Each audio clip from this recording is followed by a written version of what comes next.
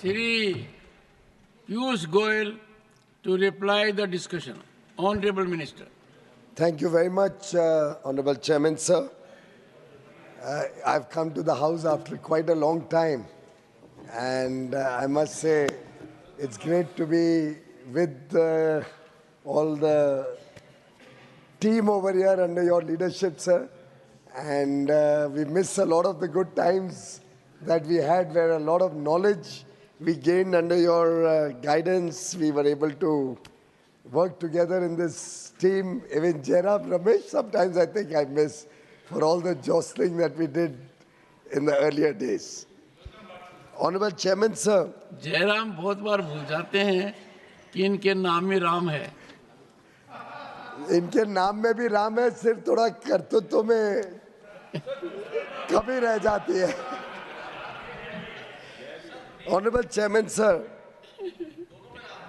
माननीय प्रधानमंत्री जी ने देश को संबोधित करते हुए एक विषय रखा था और मैं उनके उस वाक्य को सदन के समक्ष पेश करना चाहूँगा. देश अब कॉलोनियल माइंडसेट से बाहर निकले, राष्ट्र के सामर्थ्य का प्रयोग राष्ट्र निर्माण में हो, इसके लिए राष्ट्रीय चिंतन आवश्यक है. और वास्तव में माननीय प्रधानमंत्री जी ने गत 10 साढ़े 10 वर्षों में जिस प्रकार से देश का नेतृत्व किया है, जिस प्रकार से अपने हर कार्य में पुरानी सोच, पुरानी काम करने का ढंग, पुराने तरीके, अफसरशाहियों, लोगों को काम करने में जो लोगों को सामान्य जीवन में जो दिक्कतें आती थी, उन सब को बदलने का जो प्रयास किया, जिसको एक प्रकार से वो कहते हैं रिफॉर्म, परफॉर्म एंड ट्रांसफॉर्म, ये मूल मंत्र को लेकर जो देश बदला है 10 वर्षों में, वो पूरे देश के समक्ष है.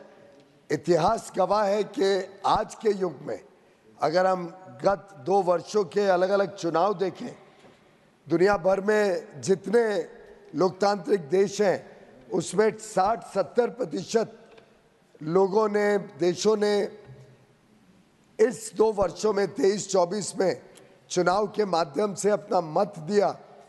भारत एकमात्र बड़ा लोकतांत्रिक देश है जो तीसरी बार प्रधानमंत्री नरेंद्र मोदी जी को चुनकर अपना मोहर लगाया कि उनके काम से वो संतुष्ट हैं, उनके काम को वो आगे भी और 5 साल बढ़ते हुए देखना चाहते हैं.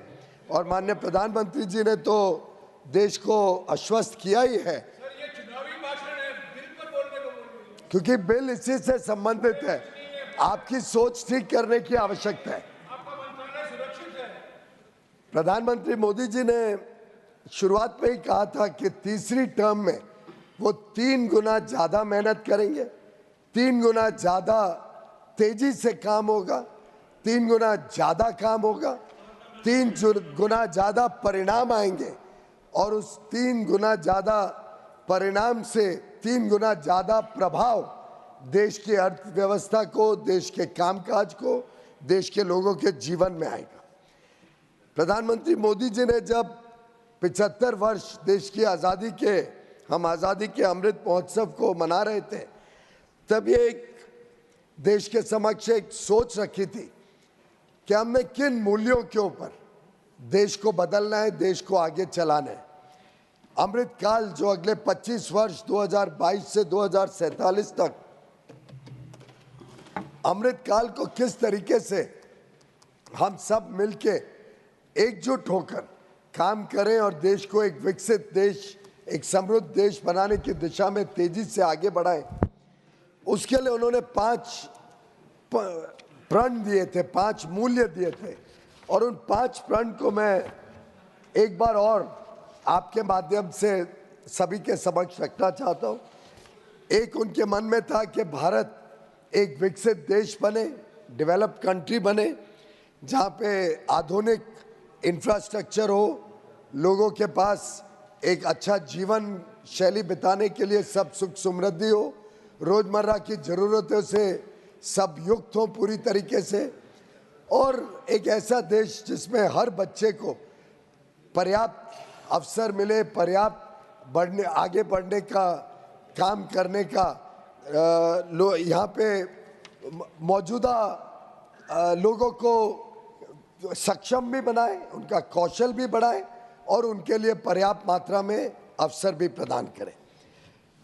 दूसरा उन्होंने प्रण रखा था और जो इस बिल के परिप्रेक्ष्य में जरूरी है कि देश की जो गुलामी की मानसिकता है, इससे हमें देश को मुक्त करना है। और हमें तो हैरानी हुई जब उसके बाद हम सब ने अपने अपने मंत्रालय में ढूंढना शुरू किया तो ध्यान में आया कि सैकड़ों ऐसे कानून इस देश को अभी भी चला रहे थे जो कानून आज़ादी के पहले के थे, ब्रिटिशर के ज़माने के थे।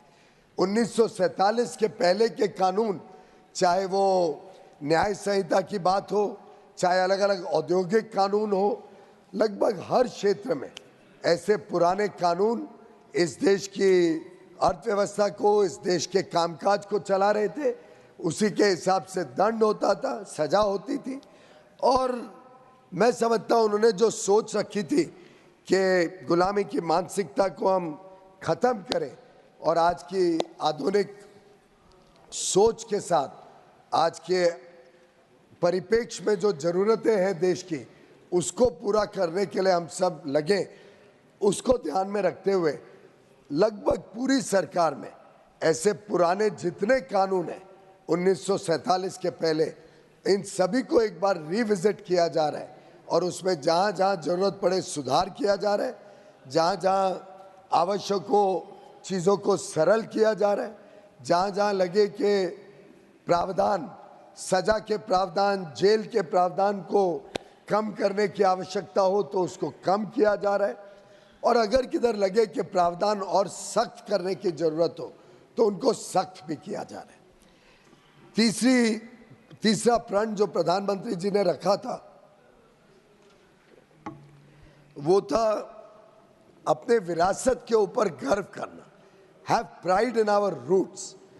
देश का जो मूल्य ताकत है, जो ओरिजिनल स्ट्रेंथ है, वो हमारी विरासत में है, हमारे ट्रेडिशंस, हमारा हेरिटेज, हमारी जो इतिहास में जो चीज़ें हमने सीखी हैं, संस्कृति से जो हमें ताकत मिलती है, इसको फिर एक बार देश ने अपनाना चाहिए। विकास भी हो, साथ में विरासत भी संरक्षित रहे। ये जो उनकी सोच थी, उसी के तहत आज देश में अपनी विरासत के ऊपर देश गर्व करने लगा है। ढेर सारे ऐसे अन्य मौके आ रहे हैं देश के सामने जिसमें हम विरासत के पीछे फिर एक बार ताकत के साथ लग रहे हैं। हाल में ही मराठी हो, आसामी हो, ऐसी 5 भाषाओं को अभिजात भाषा, क्लासिकल लैंग्वेज का दर्जा देना भी एक पहल थी जिसने अपने विरासत को और ताकत देने की कोशिश की गई। ऐसी बहुत सारी विरासतें भारत की अब देश के समक्ष आ रही है। अभी अभी हम सरदार पटेल के 150 वर्ष मनाने का इस वर्ष में शुरुआत किया है। अभी 31 अक्टूबर को अटल बिहारी वाजपेयी जी के 100 वर्ष, जन्म के 100 वर्ष पूरे हो रहे हैं और जन्म शताब्दी हम 25 दिसंबर से मनाएंगे। भगवान बिरसा मुंडा के भी हम जयंती मनाने जा रहे हैं इस वर्ष। ऐसे अन्य तरीकों से भारत की विरासत को और बल देने का काम ये सरकार कर रही है। चौथा प्रण था कि देश की एकता और एकजुटता, मैं आ रहा हूँ बॉस, देश की एकता और एकजुटता को और मजबूत करना।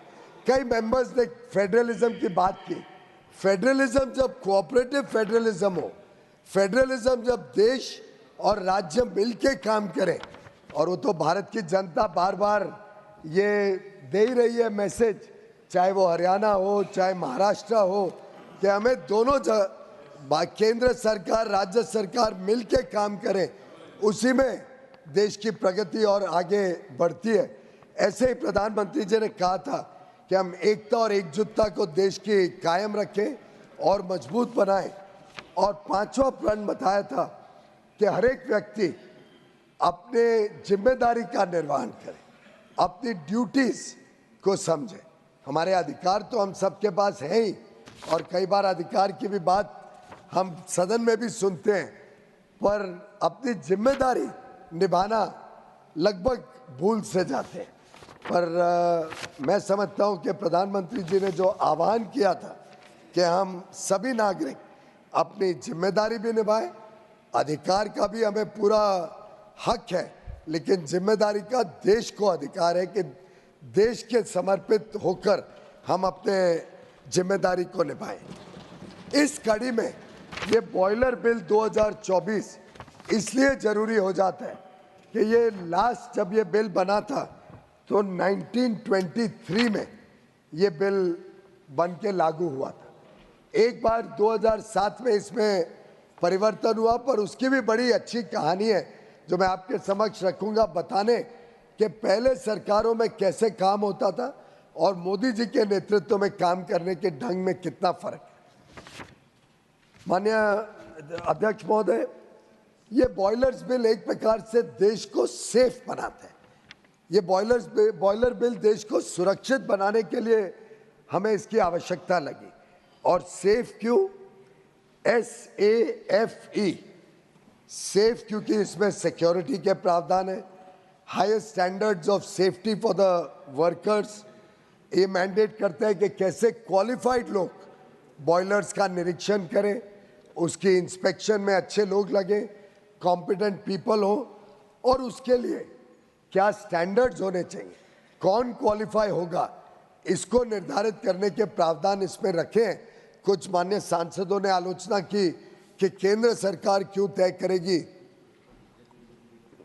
राज्यों ने तय करना चाहिए। उसका भी मैं जवाब थोड़ी देर में देता हूं। सेफ में S के बाद A, अकाउंटेबिलिटी। इस बिल में बहुत स्पष्ट प्रावधान है कि कौन अकाउंटेबल होगा, किसके ऊपर जिम्मेदारी होगी, लेकिन साथ ही साथ एक तरफ क्लियर और ट्रांसपेरेंट रेगुलेटरी मैकेनिज्म तो रखता ही है, लेकिन ये जनता और उद्योग जगत पर विश्वास भी दर्शाता है। दिस ट्रस्ट के सामान्यतः व्यक्ति गलत नहीं करना चाहता, सामान्यतः व्यक्ति में एक ईमानदारी है, तो ये जन विश्वास का भी एक प्रतीक है। और जो हमारी सरकार की एक विशेषता रही है, ईज ऑफ डूइंग बिजनेस के लिए बड़े कदम उठाए, यहाँ तक कि पूरे विश्व में आज भारत की पहचान है कि यहाँ पे काम करना सरल हुआ है, और इसलिए बड़े पैमाने पे फॉरेन डायरेक्ट इन्वेस्टमेंट हो, निवेश भी आ रहा है, टेक्नोलॉजी भी आ रही है, और भारत के मैन्युफैक्चरिंग सेक्टर को बल मिल रहा है। उसका भी एक प्रकार से इसमें देखने को मिलता है, ट्रस्ट और कंप्लायंस के साथ। प्रधानमंत्री जी, अध्यक्ष जी, प्रधानमंत्री जी की सोच है कि फ्लेक्सिबिलिटी भी होनी चाहिए। ऐसे नहीं कानून बनने चाहिए जो हर एक चीज में आपको बांध दे।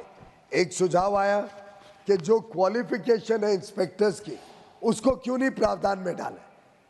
मैं समझता हूं कि रूल्स हैं, रेगुलेशंस हैं, और सदन का ओवरसाइट है रूल्स और रेगुलेशंस में।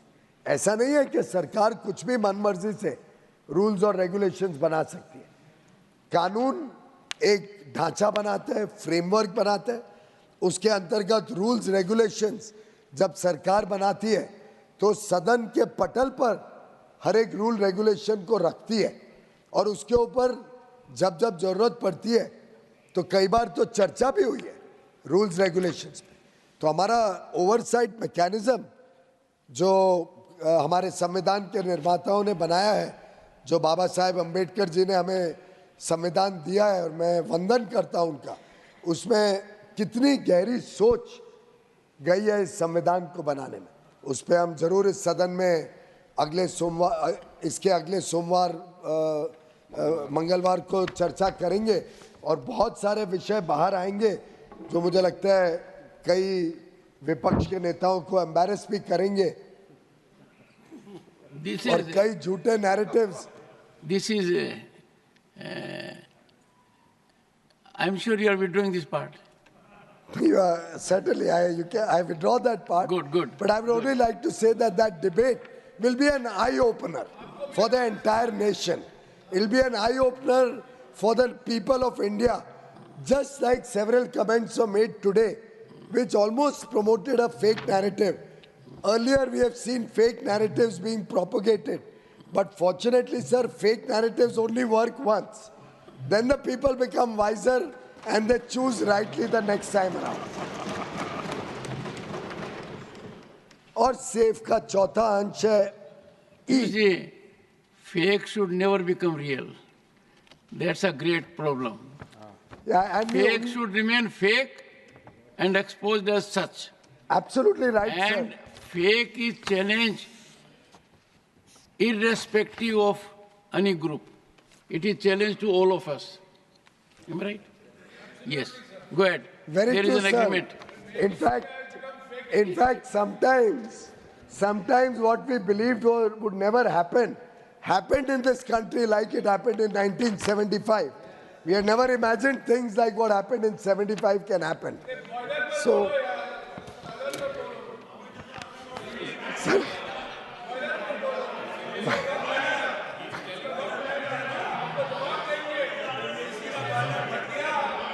in the Indian, Honorable Chairman, sir, surprisingly, the boilers regulation also has a connection to the emergency of 1975, which I will just come to in a minute, and how the so-called efficiency of 75 was seen when the Boilers Act was sought to be amended, and how helpless the then government was, despite having taken all the powers away from the opposition and having full powers in the government. The fake narrative of today was a reality of 75. Sir, in the efficiency, we are trying to streamline the inspection processes. Certification has been made easier and more democratized all over the country. Operations are made easier so that industry doesn't have to suffer officialdom. And our effort is that industry can work with speed, with precision, and high productivity. And therefore, when we looked at the bill in all its dimensions, we thought it was necessary on examination that this pre-Constitution Act should be revised, should be improvised, its suitability and relevance in the current times should be reflected in the bill. And while we wanted to deal with safety of life and property, we brought a fair balance that life and property is protected, but for minor mistakes or minor misdemeanors, people should not be harassed.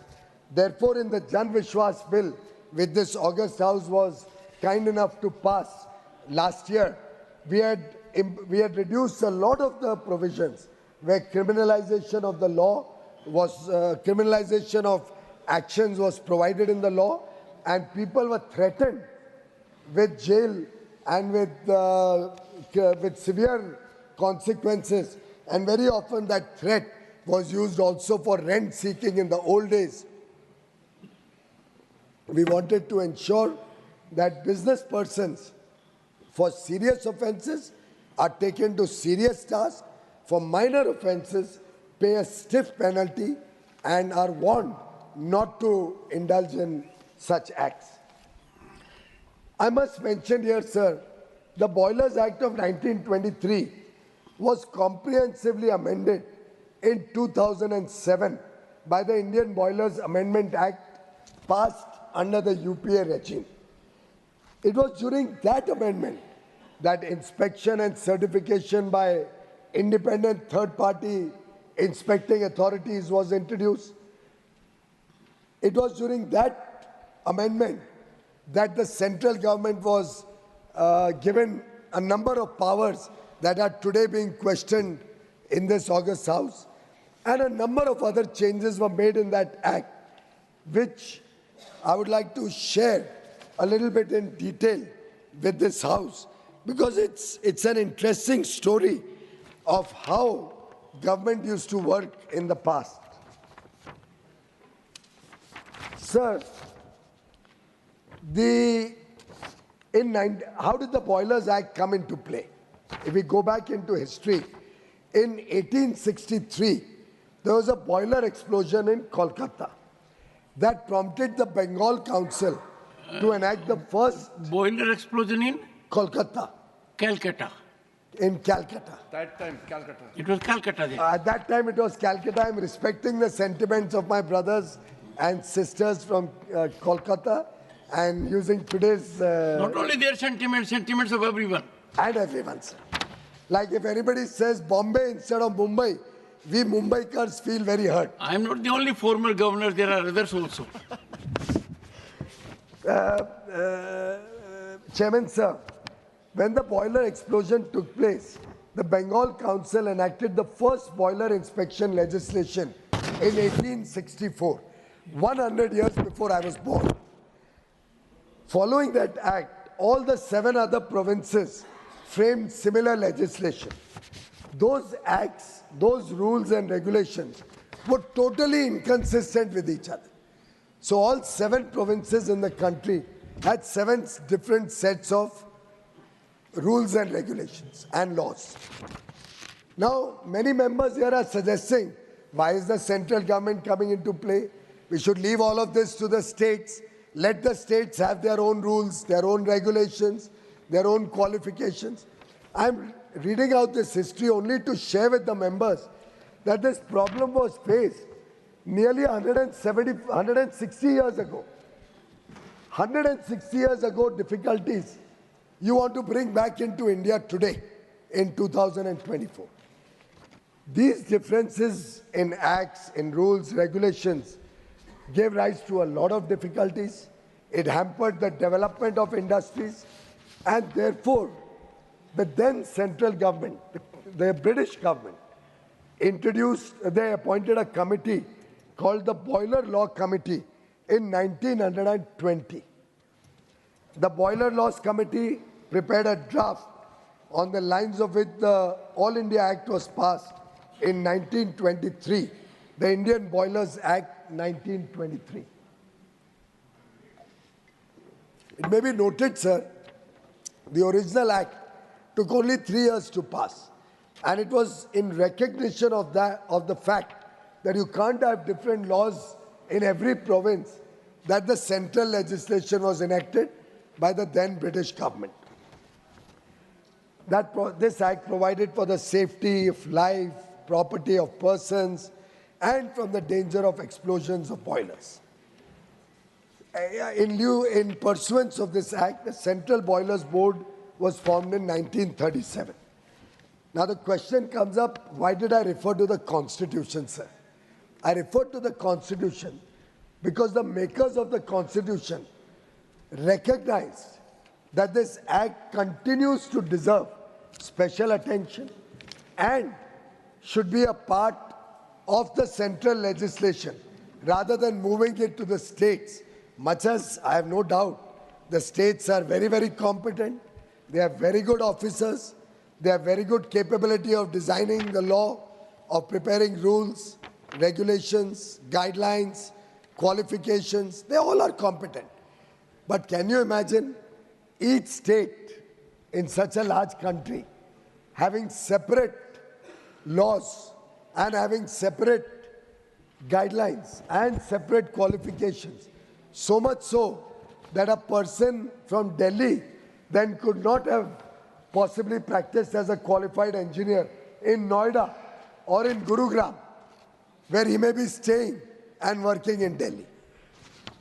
Ironically, today we are suggested by many honorable MPs that we should revert back, and I even heard the word cooperative federalism being raised, that our government talks of cooperative federalism, but we take away the right from the states. None of the rights has been taken away by today's law, sir. Everything that prevailed in 2007 when the UPA brought in the amendment, every right of the state remains as it is. And the UPA was not only the Congress, it included the Trinamool Congress, it included other members who are sitting here, the members of the Trinamool Congress were a part of the UPA at that time, the Communists were a part of the UPA during a good part of that 10-year period. Now I come to the amendment of 2007, Mr. Chairman, sir. That amendment took 35 years to be brought to fruition. 35 long years. And the House knows that who was in government for most parts of that 35 years. Sir, in 1972, and I'm quoting from the Minister of State, in my ministry, DIPP, it was called at that time, Department for Industrial Promotion, in the Ministry of Commerce and Industry, the MOS's speech in the Rajya Sabha in 2007, I'm quoting from that, sir. He mentioned that in 1972, a high-powered expert committee was constituted, which was a technical committee. The committee, in view of the rapid advances in technology related to the design, manufacture and use of boilers, which are a critical component in every manufacturing activity, recommended suitable amendments to bring the law in line with the requirements of changing times. Very good, noble objective. In 1972, a certain government was in power. It was a very strong government. In 1974, the recommendations of this committee were circulated to all state governments. We all know in 74 which party ran most of the state governments. The Boilers Act, being a concurrent subject as per the Constitution, which is why I referred to the Constitution, it had to have the approval of the state governments. Mr. Chairman, sir, from 74 to 84, in 10 years, the strong government, including during emergency, when there was no opposition, all the opposition leaders were in jail. They had all the writ to do what they liked. They ran the parliament as they liked. They ran the states as they liked. Despite that, and they used to claim that emergency had a lot of efficiency, they were able to run the government better. Opposition was creating hurdles in the running of the then government, which is why emergency was brought in. But still for 10 years, they could not get the states to agree on the changes recommended by their own central government. In 1984, the recommendations had to be again circulated because in the interregnum, there was not sufficient consensus. There were serious objections taken by the state governments with respect to the then proposed amendments. In 84, again, deliberations took place. A lot of material was received by the government. Central Boiler Board and the state governments gave ideas. The Department of Industrial Policy and Promotion again considered what was required to be done. From 84 to 93, 9 years, again consultations, sir. Finally, in November 93, a cabinet note incorporating some of the accepted suggestions was moved. The bill, therefore, to amend the Act was reintroduced in the Rajya Sabha in May 1994. Rajya Sabha referred it to the Parliamentary Standing Committee. Some off-the-cuff comments were also made about referring to Standing Committee. I wish the members had read the existing provisions and what we are proposing. They would have found we have done no major changes.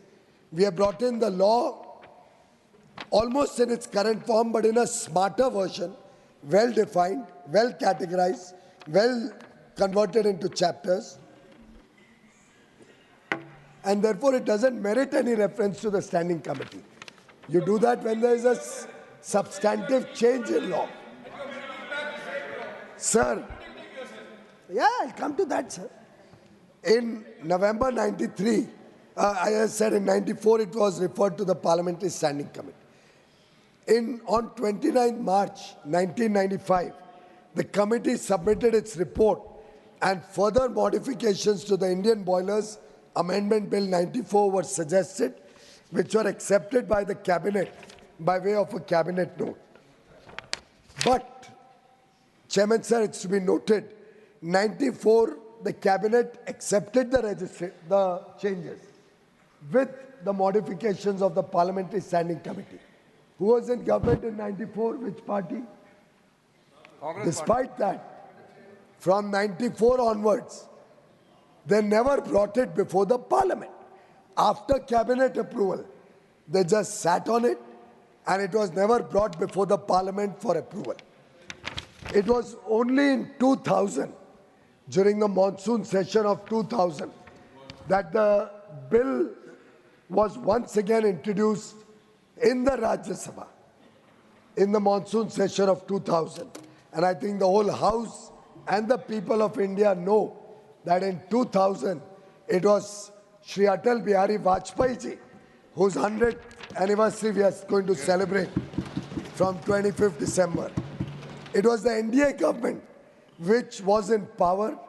He was the Prime Minister and he introduced it in the Rajya Sabha, sir. Now look at the irony.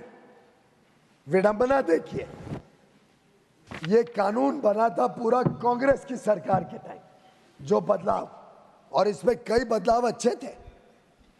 ये बदलाव को खुद तो लाए नहीं parliament में पास करने के लिए.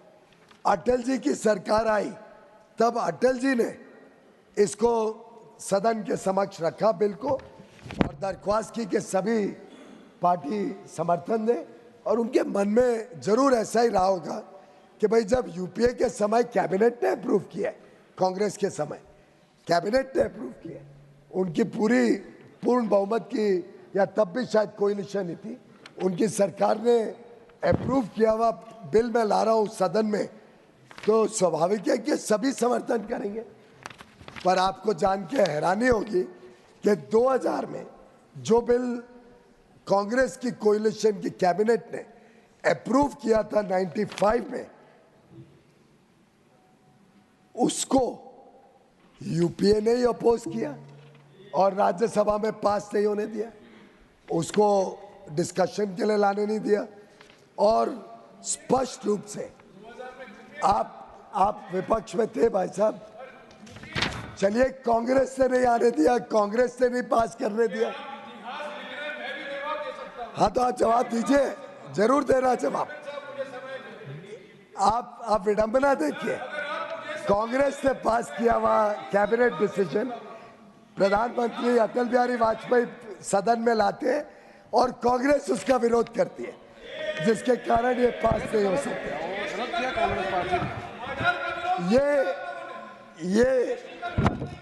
ये बड़प्पन था और ये खुद के कानून के ऊपर इनकी क्या सोच है इससे दिखती है. हाँ, ये अलग बात है अध्यक्ष जी कि वैसे शायद इनको लगा होगा कि तब तो नरसिम्हा राव जी की सरकार ने पास किया था, नरसिम्हा राव जी के साथ क्या व्यवहार हुआ वो भी पूरे देश से देख लिया, तो वो व्यवहार का नुकसान इस बिल को भुगतना पड़ गया, जिसके कारण शायद ये बिल को कांग्रेस ने सदन में पारित नहीं करने दिया और फिर ये बिल डिफर हो गया. माननीय अध्यक्ष महोदय, फिर जाके कांग्रेस की गठबंधन की सरकार 2004 में आई, अपने विवेक से 2007 में फिर कांग्रेस की नेतृत्व वाली यूपीए सरकार इस बिल को सदन में पेश किया. और जब इस बिल को सदन में पेश किया तब भारतीय जनता पार्टी विपक्ष में थी, एनडीए विपक्ष में था और हमने समर्थन देके इसको पास करवाया 2007 में, क्योंकि हम उन लोगों में से नहीं है जो अपनी सोच को बदलते हैं, चाहे इस तरफ बैठे या उस तरफ बैठे. और 2007 के बिल को हमने पारित किया. 2007 के बिल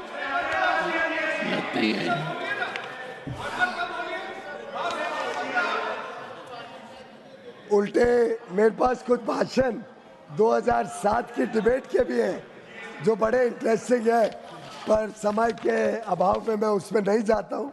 पर 2007 के भाषण भी अगर विपक्ष के कुछ सांसद पढ़े तो आपको बड़ा आश्चर्य होगा कैसे समय समय के हिसाब से और हम किधर बैठे हैं उसके हिसाब से कांग्रेस का मन भी बदलता है, कांग्रेस का काम करने का ढंग भी बदलता है, सोच भी बदलती है और देश के प्रति उनकी क्या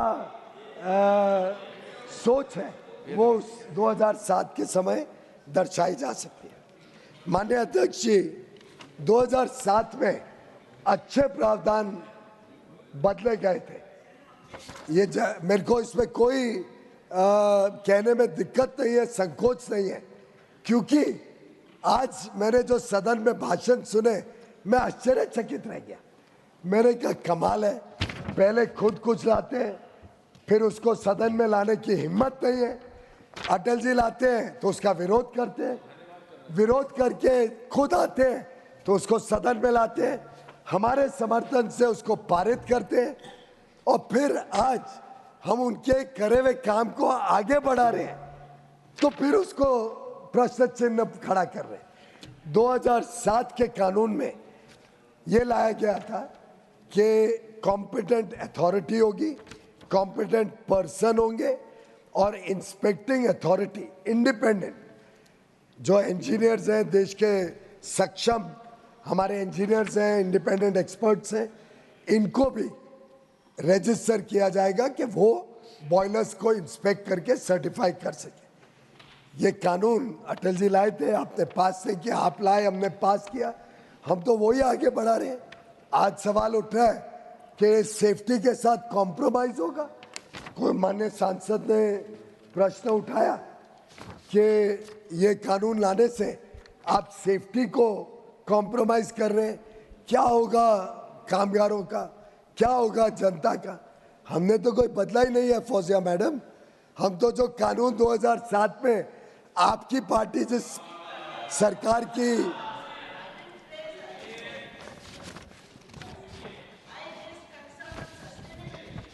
उसमें भी मैं आता हूं, आई कम ऑन सस्टेनेबिलिटी।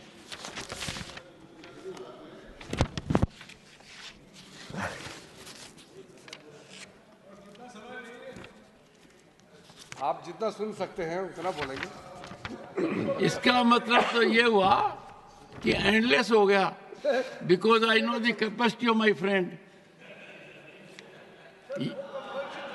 नहीं, ये कहा गया है कि जितने सुनने की आप में ताकत है तब तक जारी रहेंगे, तो आपकी ताकत को मैं जानता हूं, तो ये ओपन एंडेड हो जाएगा। उतना बोलेंगे जितना सुनने का क्षमता है, यही काम है। शायद माफ करिए फौजा जी, मैं देख रहा था बहन नूर ने ये प्रश्न उठाया सेफ्टी का, तो ये प्रावधान 2007 में लाया गया और मैं समझता हूँ ये थर्ड पार्टी इंस्पेक्शन बहुत अच्छा प्रावधान था, इसीलिए अटल जी भी लाए थे। तभी पारित कर दिया होता तो 7 साल तक लोगों को परेशानी कम झेलनी पड़ती। पर चलो ठीक है, 2007 में आ गया थर्ड पार्टी इंस्पेक्शन।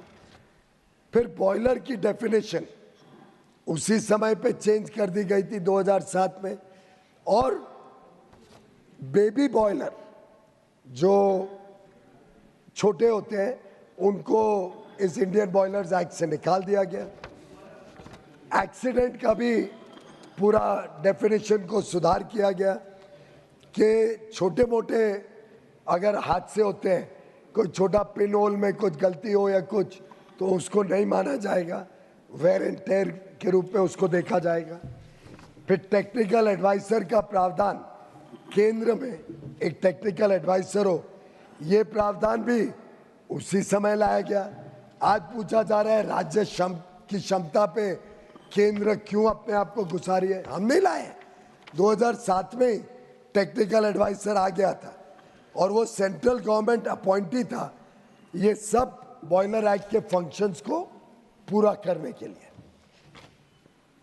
अध्यक्ष महोदय, सेंट्रल बॉयलर्स बोर्ड भी उसी समय बना दिया गया था और उसमें हर राज्य के प्रतिनिधि हैं, उसमें प्रोफेशनल्स को भी डाला गया है। यहाँ तक कि उस समय तो सिर्फ 15 प्रोफेशनल्स के लिए प्रावधान था, हमने अभी इक्वल कर दिया है कि जितने स्टेट्स के होंगे उतने इक्वल मेंबर्स एक्सपर्ट्स भी आ सकते हैं। तभी प्रोविजन बन गए थे इंस्पेक्शन ड्यूरिंग मैन्युफैक्चर, इरेक्शन और रिपेयर्स के सेफ्टी को मद्देनजर रखते हुए। साथ ही साथ पीरियोडिसिटी ऑफ इंस्पेक्शन को बदला था, सरल किया था। हर 12 महीने के बदले 3 या 4 बार उसको रिन्यू करने का प्रावधान लाया गया। क्वालिफिकेशन और experience chief inspector, deputy chief inspector और इंस्पेक्टर के सेंट्रल गवर्नमेंट निर्धारित करेगी, जिससे देश में यूनिफॉर्म क्वालिफिकेशन हो। ये हम नहीं लाए सर, 2007 में ही आ चुका था।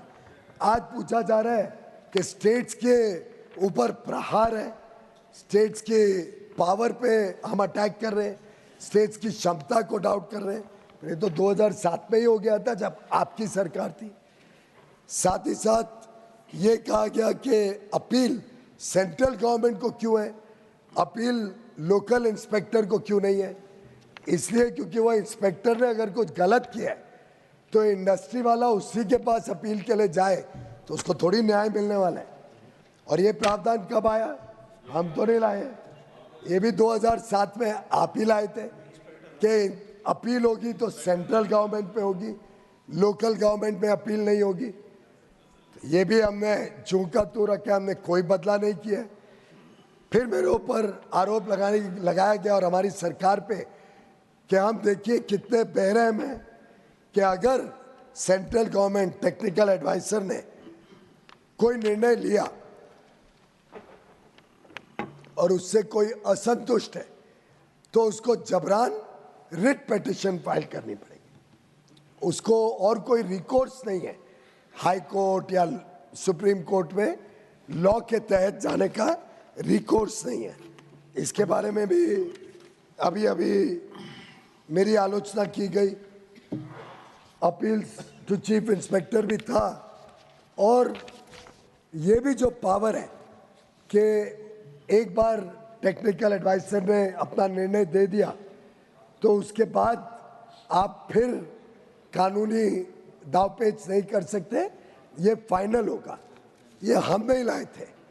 An order of the central government under section 20 and 20A or of the chief inspector or of a deputy chief inspector or of an inspector shall be final and shall not be called in question in any court.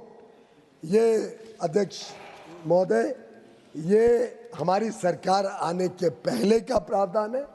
ये प्रावधान 1960 में लाया गया। 1960 में तो हमारी कोई सरकार नहीं थी, हमारी तो दूर दूर से कोई सरकार थी, हमारी पार्टी का तो जन्म भी नहीं हुआ। 1960 में ये प्रावधान लाया गया। स्वाभाविक रूप से कांग्रेस को उस समय लगा होगा कि केंद्र सरकार क्या डेप्यूटी चीफ इंस्पेक्टर या इंस्पेक्टर की भी पावर इतनी होनी चाहिए कि उसके ऊपर कोई आप कोर्ट में न्याय के लिए नहीं जा सकते हो। और अब हमें कहा जा रहा है कि आप राइट टू अपील क्यों हमारे से छीन रहे हो। ऑनरेबल मिनिस्टर, मुझे लगता है कि इस सब से इतना तो स्पष्ट हो ही जाता है कि शायद या तो किसी ने पढ़ा नहीं आज का बिल, या किसी को लगा कि अब समय बदल गया है, अब मोदी जी की सरकार है तो हर एक चीज़ को कोर्ट में जाना चाहिए, अड़चनें डालनी चाहिए जिससे निवेश को तकलीफ हो, देश के औद्योगिक विकास को तकलीफ हो, व्यापारियों को तकलीफ हो। और ये तो रोज देखने को मिलता है कि हर संभव कदम भारत में निवेश को रोकने का, भारत में औद्योगिक प्रगति को रोकने का, करने का एक सेक्शन ऑफ सोसाइटी और कुछ राजनीतिक दलों का लगातार देखने को मिलता है। कैसे मोदी सरकार को फेल करना, कैसे मोदी जी के काम में अड़चने डालना, कैसे जब वो सरल करते हैं व्यापार करना या उद्योग करना तो उनकी आलोचना करो, कैसे झूठ फैलाओ, कैसे झूठे आरोप लगाओ। स्वयं की सरकारें किसी के साथ रोज साठगांठ करती हैं, लेकिन आरोप लगाओ केंद्र सरकार के ऊपर। किसी की सरकारें रोज भ्रष्टाचार में लिप्त रहती हैं और रोज उनके काले कारनामे बाहर आते हैं, लेकिन केंद्र सरकार को झूठे आरोपों लगाकर कटघरे में खड़े करने की कोशिश करो। तो एक प्रकार से ये एक टारगेटेड एफर्ट है, सिर्फ मोदी सरकार को फेल करने का नहीं अध्यक्ष जी, देश को फेल करने का कोशिश देखने को मिलती है। और मेरा अनुरोध रहेगा, जिन जिन माननीय सांसदों ने इस प्रकार के सवाल उठाए कि थोड़ा इंट्रोस्पेक्ट करिए। माननीय नीरज तांगी जी ने कहा कि एमएसएमईज का क्या, ये डिक्रिमिनलाइज कर दिया तो लोगों को न्याय नहीं मिलेगा। एमएसएमईज के लिए ये प्रावधान लाया जा रहा है। बड़े लोग तो कानून के दायरे में, उनके पास बड़ी व्यवस्थाएं होती है, अच्छी तरीके से रह सकते हैं। छोटी मोटी गलतियां छोटे व्यापार, छोटा उद्योग के लोगों से हो जाती है और फिर उनको अफसरशाही तंग करती है। इसीलिए छोटे मोटे गलती के लिए तंग ना करें, जेल का डर ना दिखाएं, अफसरशाही हावी ना हो, उसके लिए ये डिक्रिमिनलाइजेशन करना आवश्यक लगता है। दूसरा, हमने कोई जल्दबाजी में नहीं लाए। पुराना कॉलोनियल कानून था, बड़ा हैपहैज़र्ड हो गया था, इतना पुराना था, कई बार संशोधन में अलग अलग प्रावधान इधर उधर के थे, तो इसको एक सिस्टमैटिक रूप दिया है, चैप्टर वाइज इसको डिवाइड किया है और एक एक चैप्टर के अंतर्गत उसके जो प्रावधान है सिस्टमैटिक होने के कारण लोगों को समझना भी आसान होगा। दूसरा, आपने कुछ अंतर्राष्ट्रीय देशों की भी बात कही कि उधर ऑक्यूपेशनल हेल्थ एंड सेफ्टी में ये कानून आता है। मुझे लगता है अलग अलग देश अलग अलग प्रकार से अपने कानून चलाते हैं, हर देश, और ये तो कानून हम तो लाए नहीं है, कॉन्स्टिट्यूशन में रखा गया इसका प्रावधान और पहले से चला रहे। तो मुझे लगता है कि ऑब्जेक्शन तो आपने अपनी पार्टी के राज के समय करना चाहिए था, और कॉन्स्टिट्यूशन निर्माताओं से आप ये प्रश्न उठा रहे हो, उनके ऊपर संदेह कर रहे हो अगर आप ये प्रश्न उठा रहे हो। आपने डिसेंट्रलाइजिंग टू स्टेट गवर्नमेंट्स की भी बात कही, वह state notifies the regulations. State को आज भी पूरी स्वायत्तता है, लेकिन regulations have to be synchronised across the country. तो सिंक्रोनाइज करने का काम ये बॉयलर्स एक्ट करता है। आपने ये भी कहा पेनल्टी कम है, पेनल्टी इसलिए कम रखी गई है कि छोटे लोगों के ऊपर धमकी देके कि तुम्हारे को बड़ी पेनल्टी लग जाएगी, 10 लाख 20 लाख की पेनल्टी लगा देंगे, ये डर के कारण कहीं उनसे गलत व्यवहार ना हो। कम पेनल्टी है, गलती करेंगे तो लोग पेनल्टी देके सुधर जाएंगे, कि मोदी जी का विश्वास है कि लोगों जो व्यापार है करते हैं, उद्योग चलाते हैं, वो मूलतः ईमानदार होता है और हम उनकी ईमानदारी की कदर करते हैं, उनकी ईमानदारी पर हमें पूरा विश्वास है। मैंने कोर्ट्स के अपील का तो जवाब दे दिया कि 3-4 सांसदों ने पूछा था। इंस्पेक्शन ऑफ प्रेमाइसेस और सेल्फ सर्टिफिकेशन ये इसलिए रखा गया है क्योंकि इंस्पेक्टर्स अब इतने देश में अवेलेबल हैं, थर्ड पार्टी इंस्पेक्टर्स, एक थोड़ा नियंत्रण रहे और एक थर्ड पार्टी इंस्पेक्ट करता है तो कभी कभी कोई चीज़ें सेल्फ इंस्पेक्शन में रह जाती हैं, तो अच्छा रहेगा कि एक थर्ड पार्टी इंस्पेक्ट करे। और कंपटीशन इतना बढ़ गया है कि अब खर्चा भी ज़्यादा नहीं होता है। सर माफ़ करिए, थोड़ा डाइग्रेस करता हूँ। मैं भी फैक्ट्री चलाता था इन द 90s में, किसकी सरकार थी वो भी सबको पता है। मैंने पब्लिक प्लेटफॉर्म पे भी जिक्र किया है।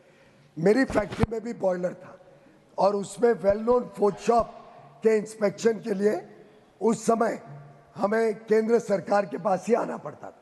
तब third party inspection, competent authorities कोई नहीं थे, धक्के खाते रहे, अपॉइंटमेंट ही नहीं मिलती थी कि इंस्पेक्टर आके देखे।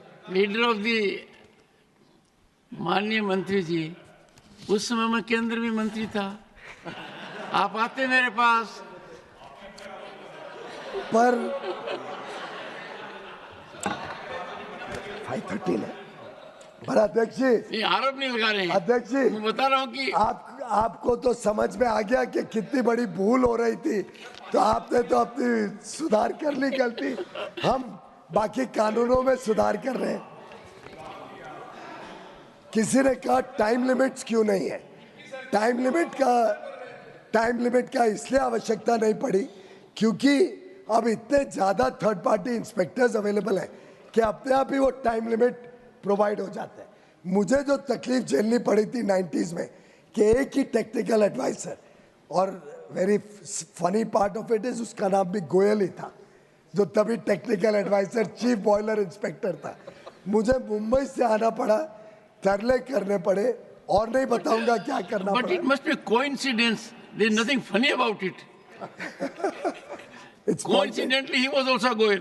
और फिर बड़ी मुश्किल से वो मुंबई गए और मेरी फैक्ट्री में इंस्पेक्ट करके वेल नोन फूड शॉप लगाया। मैं बता रहा हूँ कि इस सब परेशानियों से मुक्त करने का काम ये कानून के बदलाव से किया गया। मुझे लगता है सबने स्वागत करना था। मुझे तो हैरानी हो रही है जिस प्रकार के सवाल उठाए गए, सुनिए सवाल। और तो मुझे लगता है और तो इसके अलावा कोई इनमें बात में कुछ दम नहीं था। लॉ का प्रश्न भी हो गया। तमिलनाडु के एक मान्य सांसद ने, सेलूर साहब ने कहा कि Tamil Nadu has rules for boiler safety and a robust framework. We welcome that as long as they are within the guidelines framed nationally. We welcome each state to liberalize their rules. In fact, some states have even said, have done away with this requirement. They have the confidence कि जो factory लगा रहे हैं वो उसको अच्छी तरीके से चलाएगा।